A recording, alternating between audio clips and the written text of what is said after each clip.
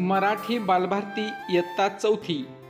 नमस्कार विद्यार्थी मित्रांनो, आज आपण इयत्ता चौथीच्या मराठी बालभारतीच्या पाठ्यपुस्तकातील पाठ क्रमांक 8 गुणग्राहक राजा या पाठाचा संपूर्ण स्वाध्याय अभ्यासणार आहोत. प्रश्न पहिला, एका वाक्यात उत्तरे लिहा.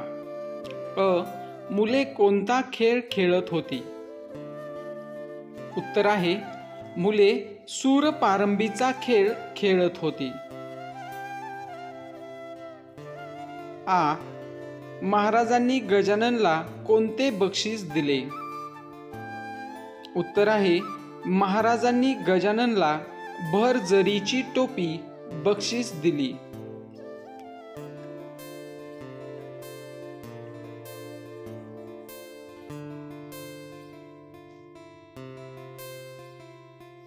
पुढील प्रश्न पाहूयात. पुढील प्रश्न आहे गजाननने कागदावर बोरूने काय लिहिले?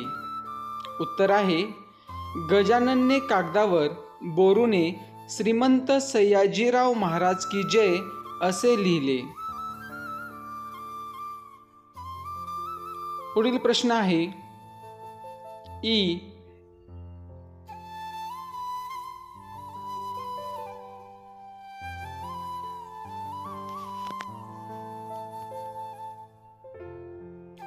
प्रश्न दुसरा, गाळलेल्या जागी योग्य शब्द लिहा.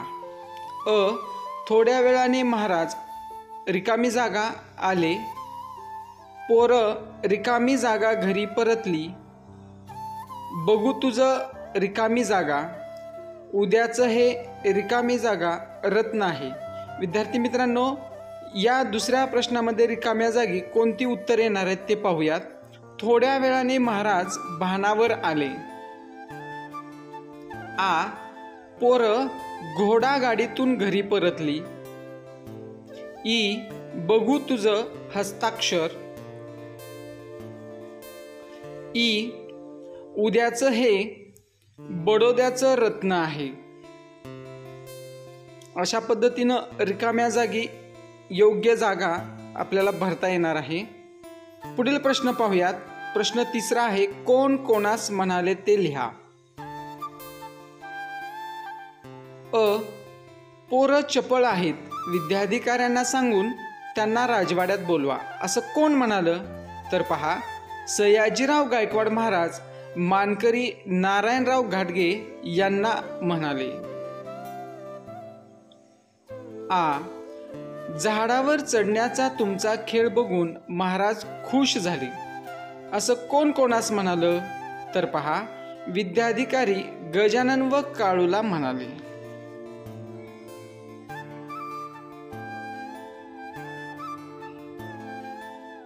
पुढील प्रश्न पहा, काय नाव बाळांनो तुमचं असं कोण कोणास म्हणालं?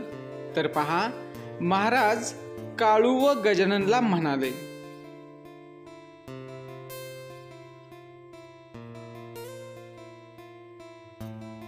पुढील प्रश्न पाहूयात. पोरगा गुणी आहे, त्याकडे लक्ष द्या. उद्याचं हे बडोद्याचं रत्न आहे असं कोण कोणास म्हणालं? तर असे महाराज विद्याधिकारी यांना म्हणाले.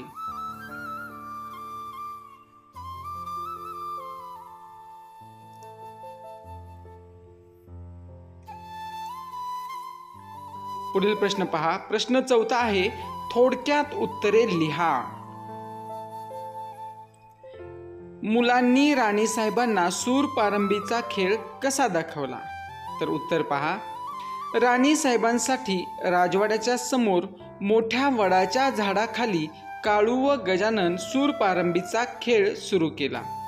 काळूने सूर हातात घेऊन दूर फेकला. गजानन तो सूर आणायला धावला. तोपर्यंत काळू सरसर झाडावर चढला. काळू व गजाननची झाडावर चढण्या उतरण्याची कसरत सुरू झाली. शेवटी गजानन काळूला पकडले. नंतर गजाननने सूर फेकला आणि तो सरकन झाडावर चढला. काळूने सूर आणला व त्याच्या पाठोपाठ झाडावर चढला. गजानन फांदीच्या टोकाला लोंबकळला. काळूजवळ येताच त्याने जमिनीवर उडी मारली व पुन्हा घोड्यावर चढला. काळूला गजाननला बाद करता आले नाही अशा पद्धतीने मुलांनी राणीसाहेबांना सूर पारंबीचा खेळ दाखवला. विद्यार्थी मित्रांनो, थोडक्यात उत्तरे लिहिताना त्या प्रश्नाचं उत्तर 4 ते 5 वाक्यात लिहायचं असतं.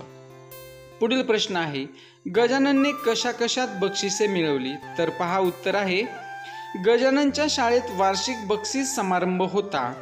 त्यात त्याने अभ्यास, चित्रकला, हस्ताक्षर या स्पर्धांमध्ये बक्षीस मिळवली. त्याने एकूण 18 बक्षीस मिळवली. सयाजीराव महाराजांनी त्याला जरीची टोपी बक्षीस दिली. पुढे बडोद्याचं राजरत्न म्हणून त्याचा गौरव करण्यात आला.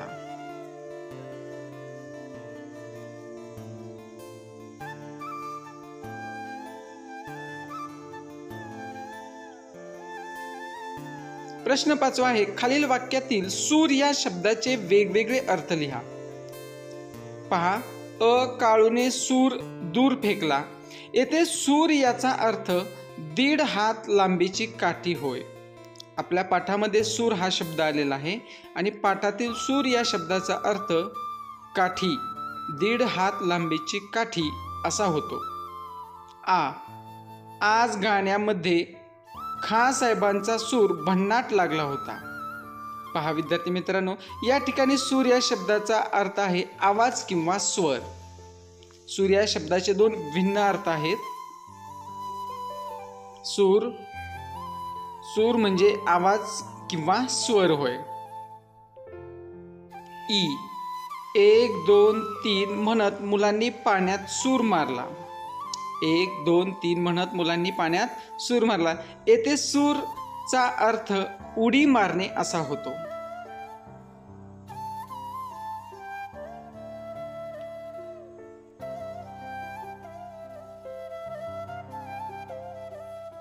पुढील प्रश्न पाहूयात.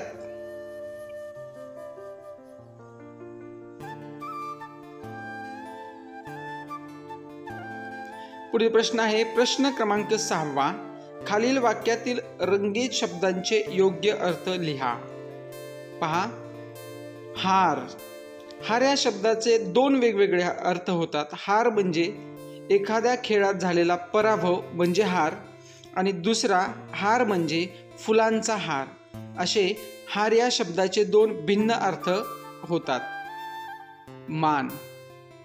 मान याचा अर्थ आहे आदर आणि दुसरा अर्थ होतो स्वाभिमान किंवा गर्व. पहा विद्यार्थी मित्रांनो, मान या शब्दाचे 2 वेगवेगळे अर्थ. मान म्हणजेच आदर आणि मान याचा अर्थ स्वाभिमान किंवा गर्व. पुढील शब्द आहे तीर. तीर या शब्दाचा अर्थ होतो बाण किंवा काठ किनारा. बाण किंवा काठ किनारा असे तीर या शब्दाचे 2 भिन्न अर्थ होतात. पुढील शब्द आहे पाठ. पाठ या शब्दाचे 2 भिन्न अर्थ पहा. पाठ म्हणजे दांड, कालवा किंवा बैठक. दांड, कालवा किंवा बैठक. प्रश्न 7 आहे, लिंग बदल करा. पहा विद्यार्थी मित्रांनो, नेहमीच विचारले जाणारे प्रश्नांपैकी हा एक प्रश्न आहे. शिपाई, माकड, महाराज, पोरगा आणि घोडा यांचं लिंग बदल पुढील प्रमाणे होईल. शिपाई, शिपाईन, माकड, माकडीन, महाराज, महाराणी, पोरगा, पोरगी, घोडा, घोडी. अशा पद्धतीनं आपल्याला लिंग बदल करता येईल. विद्यार्थी मित्रांनो, हा व्हिडिओ आवडल्यास नक्की शेअर करा. चॅनलला सबस्क्राईब करायला विसरू नका. धन्यवाद.